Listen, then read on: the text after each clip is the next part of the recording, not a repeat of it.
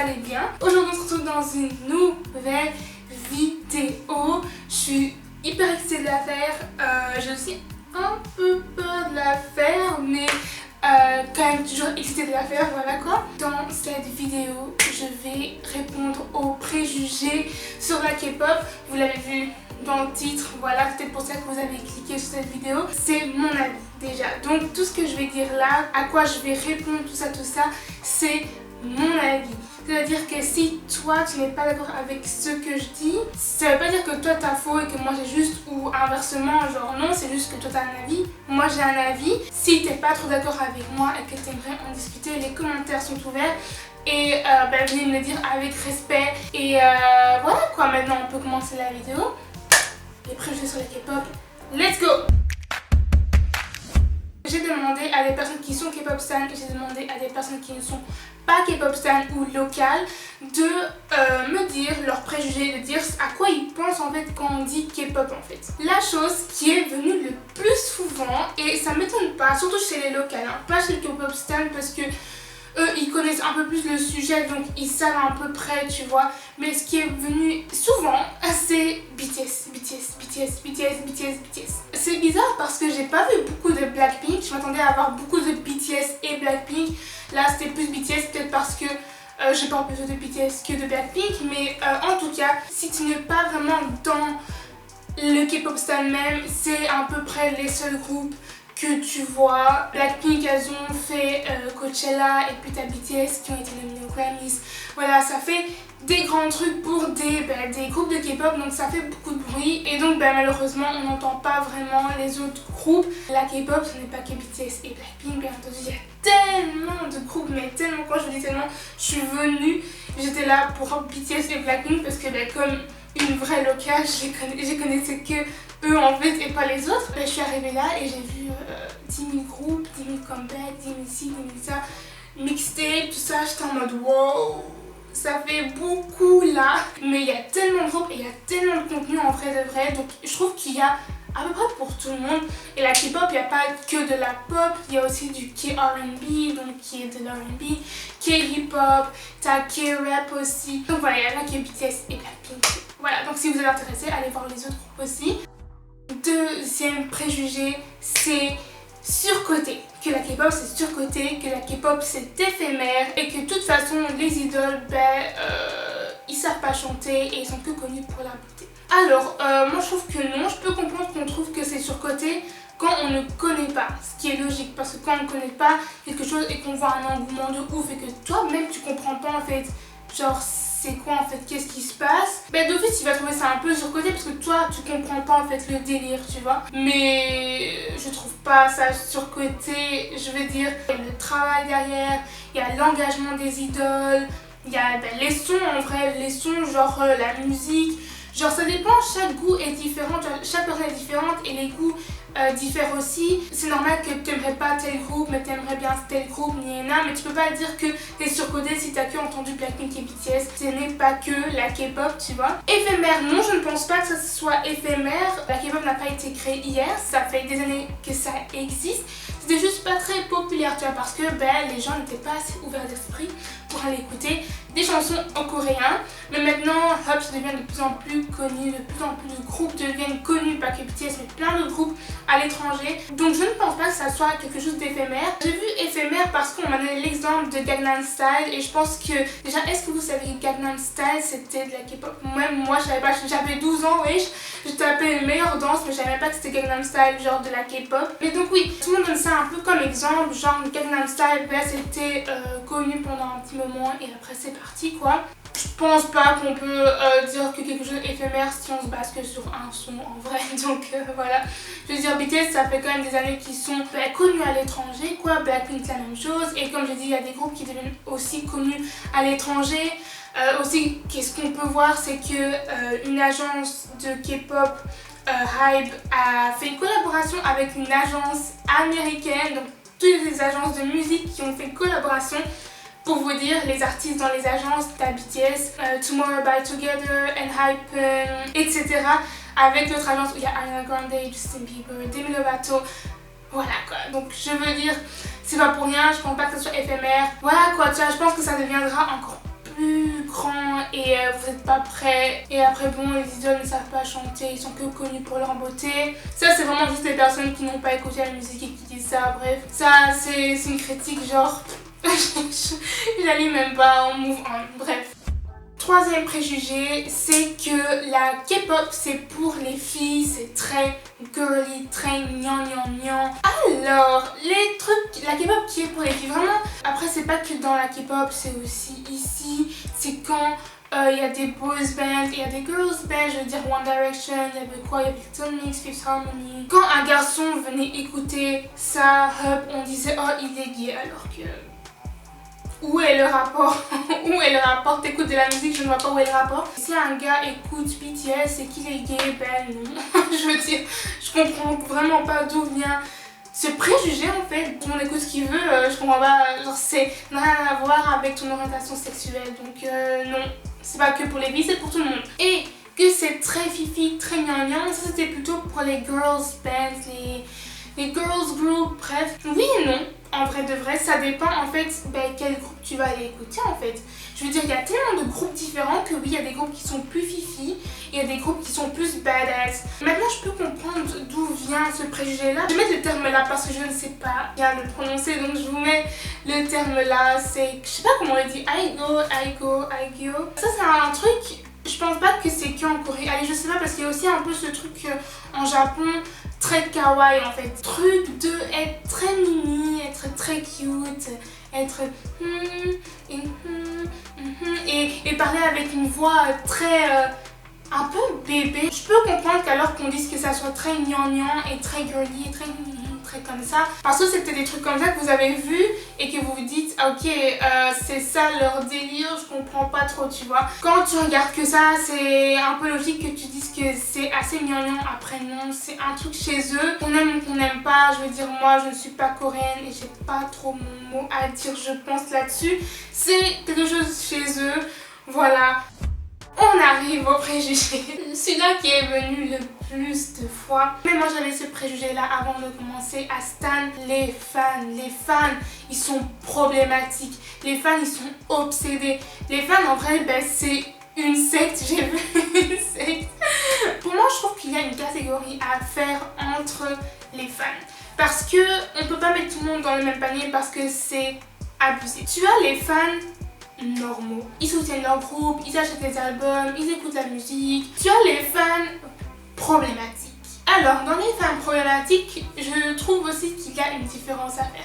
Tu as les fans problématiques sur les réseaux sociaux. Pour moi, c'est les personnes qui sont très fans de leur groupe ou de différents groupes, voilà, mais qui vont chercher la petite bête et aller chercher la merde en fait chez les autres. Voilà, c'est clairement ça. C'est-à-dire que c'est ce groupe-là en fait qui est même pas grand en fait. T'as les fans normaux qui sont la majorité, genre 3 quarts, même plus. Puis t'as un petit groupe en fait qui est problématique. Et dans les problématiques, t'as ceux qui sont problématiques sur les réseaux et ceux qui sont vraiment obsédés. La secte là, t'as eux aussi. Mais ceux qui sont problématiques sur les réseaux, c'est ceux qui vont aller chercher la merde partout, qui vont aller chercher les autres groupes, qui vont les insulter, qui vont les ciquer ça pour rien. Et à cause d'eux, le groupe a une mauvaise image parce que on n'entend que ces mauvaises choses en fait. Parce qu'ils sont vraiment pas beaucoup comparés à toute la fandom, ils sont vraiment pas beaucoup, mais ils font tellement de bruit, ils vont insulter tellement de monde. Faut bien remettre les choses au clair. Il y a aussi les autres qui viennent chercher les ARMY, mais quand c'est les ARMY qui vont chercher, c'est vraiment le petit groupe qui a commencé à chercher tout n'importe quoi. Les gens ils vont commencer à faire des comparaisons, c'est ouf. Je me dis, dans quel monde on vit? Pas de créer une vie en fait, vraiment, parce que c'est assez triste d'aller comparer. Pourquoi? Pour chercher de la merde en fait, pour avoir des faves, pour avoir des retweets, vraiment c'est n'importe quoi. Et puis t'as les fans extrêmes, genre extrêmes. Ces fans là c'est des sasaeng, vraiment, elles me font peur. Quand je vous dis qu'ils me font peur, genre c'était ouf dans leur tête, c'est des fans extrêmes. Je vous demande même pas, c'est des fans extrêmes. En fait, ces fans extrêmes arrivent à trouver les avions dans lesquels les groupes vont être, arrivent à trouver les hôtels, leur numéro de téléphone, où ils habitent. Je comprends pas. Déjà, comment est-ce qu'ils arrivent à trouver des trucs comme ça? Déjà, comment? Et c'est pas assez parce que ces informations-là, ils vont commencer à les vendre à d'autres sasaeng. Et avec ces informations-là, ils vont aller suivre les groupes. Voilà. voilà, ils vont aller suivre les idoles dans l'avion. Voilà, il y en a qui vont dans l'avion, dans le même avion. Oui, oui. Après, il y a aussi genre des fans hyper extrêmes chez nous. Je veux dire, il y avait d'office des fans extrêmes de One Direction, de Little Mix, vraiment j'essaie de trouver les girls groups, mais même hein, genre Justin Bieber maintenant. Tout le monde en vrai, il y a des fans extrêmes partout, il y a des fans problématiques partout. Il faut garder en tête que la majorité n'est pas problématique et la majorité s'en fout. Et le fait que vous ne voyez pas cette majorité là, c'est parce que elle s'en fout de vous et qu'elle va pas commencer à chercher la merde partout en fait. Nous on reste dans notre coin en fait, on est là entre nous, on se partage des trucs, on se parle entre nous, on s'en fout de vous en fait. Et les autres, la problématique, c'est eux qui vont aller chercher la merde. Donc commencer à dire que tout le fandom est nul, tout le fandom est problématique, non, c'est que ce groupe-là qui fait énormément de bruit en vrai de vrai et qui est chiant, même nous on en a marre. Prochain préjugé, c'est ils sont tous refaits, ils ont tous fait de la chirurgie. Alors, non, ils ne sont pas tous refaits déjà, non. Voilà, il y en a plein qui ne sont pas refaits, il y en a plein qui sont refaits. Voilà, on est en 2021, les gars, ok, on est en 2021. Il y en a beaucoup, je pense qu'il y en a énormément qui ont déjà fait de la chirurgie.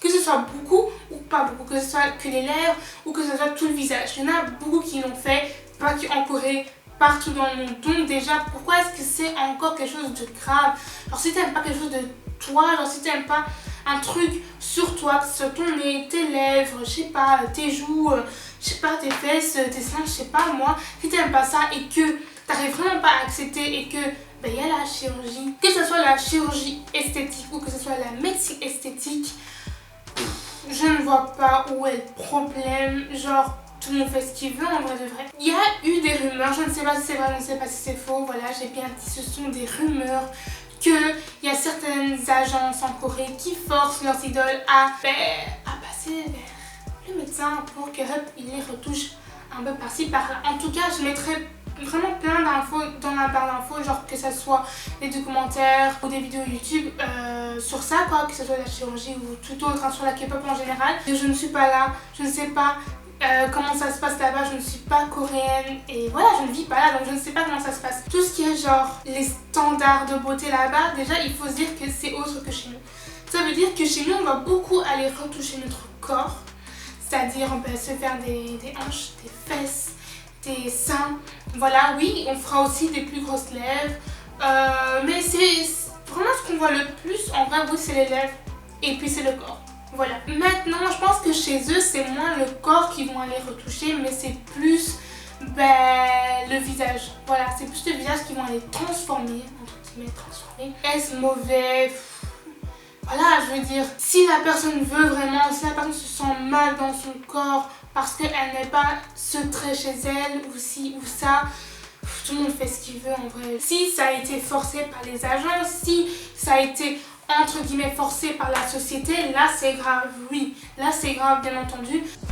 Et puis, dernier préjugé, l'industrie de la K-pop, elle est toxique. Et pour une fois les gars, pour une fois, je vais dire que c'est 100% vrai. Vraiment, les personnes qui vont venir me dire que ce n'est pas vrai, que l'industrie elle n'est pas toxique, je ne sais pas dans quel monde vous vivez, mais c'est pas la réalité, ça c'est sûr. Maintenant, la musique en elle-même, l'industrie de la musique, elle est toxique, elle n'est pas bien. Bien sûr, je veux dire, chez nous non plus c'est pas tout beau tout rose, hein. Mais là-bas non plus c'est pas tout beau tout rose, ça faut que vous vous mettiez dans la tête. Quand tu vois comment les idoles ils travaillent dur, mais quand je vous dis qu'ils travaillent dur, c'est ouf. On va faire l'album, donc que ce soit écrire des albums, que ce soit enregistrer, tout ça. Puis on fait la promo qui dure quand même pas mal de temps et la promo elle s'enchaîne de ouf. C'est promo là, et promo là, et promo là. Et si en plus c'est à l'étranger, tu fais encore la promo à l'étranger, donc ça dure encore plus longtemps et c'est encore plus chargé.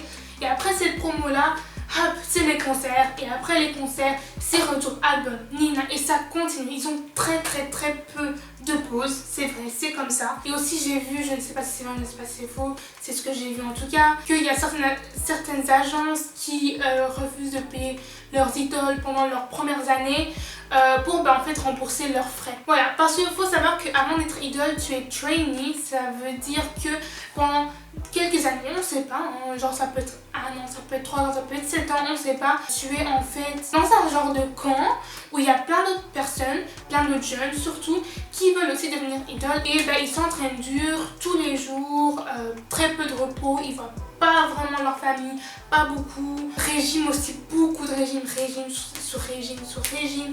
C'est un truc de malade. Pendant leurs années de trainee, ils sont encore à l'école pour la plupart. Je sais pas s'il y en a, ils ont arrêté l'école pendant leurs années de training. C'est quoi? C'est que tu te lèves tôt pour aller à l'école, genre 6h, 6h30 pour faire ta journée d'école. Puis après, tu enchaînes les cours de danse, les cours de chant, les cours de langue aussi, jusqu'à hyper tard le soir, même jusqu'à parfois des 3h du matin. Et après, tu dors pour te réveiller à 6h du matin et hop, le style comme ça. Donc t'imagines, hein, ça, 7 jours sur 7, c'est énorme, c'est fou.